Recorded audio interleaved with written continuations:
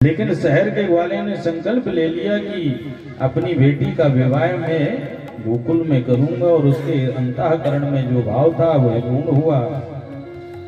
शहर की बेटी गोकुल में बहू बनकर के आ गई, पढ़ी लिखी थी।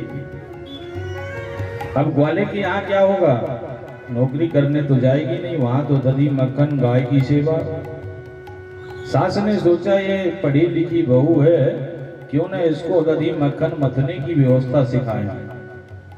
सास ने कहा बेटी ये मटकी में मक्खन दही है और इसको मथो, इससे मक्खन निकलेगा।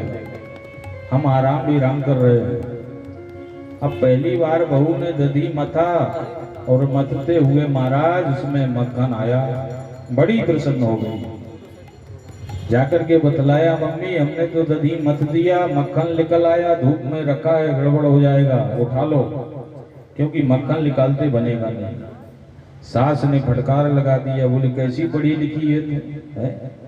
अरे तेरे ससुर का नाम है मक्खन लाल, तू ससुर का नाम ले रही है? तुझे ज्ञान नहीं है? पति का नाम, बहुत सी स्त्रियों को, हम कहीं गए थे तो वो अपने पति का नाम है 24 घंटा रटती थी, है? ब्राह्मणी समाज में। हमने कहा ये अभद्र स्त्री है, जिसको ज्ञान ही नहीं है। पति का नाम, पुत्र का नाम, बड़े पुत्र का, गुरु का नाम, और हमारे तरफ से ससुर का नाम, ये नाम रटते ना रहा करें, बहुत जरूरत पड़ने पर लेना चाहिए, है?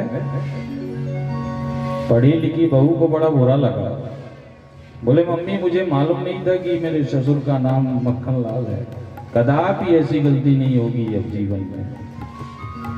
पंचम दिवस के बाद फिर मक्खन तैयार हो गया, मटकी में दही तैयार हुआ।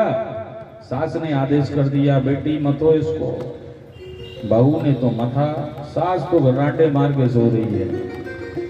अब जब मक्खन आ गया तो विचार कर रही है कि यहाँ पर धूप में गड़बड़ हो जाएगा, अब क्या कहूं मैं जाकर के बहू ने क्या कहा मालूम है? बोले मम्मी हमने दही मथ दिया और मटकी में ससुर जी घुसे हैं तो निकाल लो।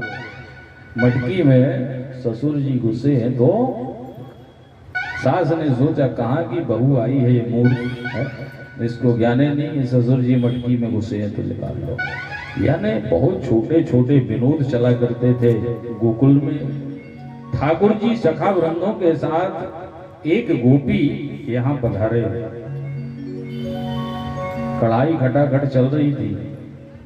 ठाकुर जी जाकर के बैठे, भाभी क्या हो रहा है?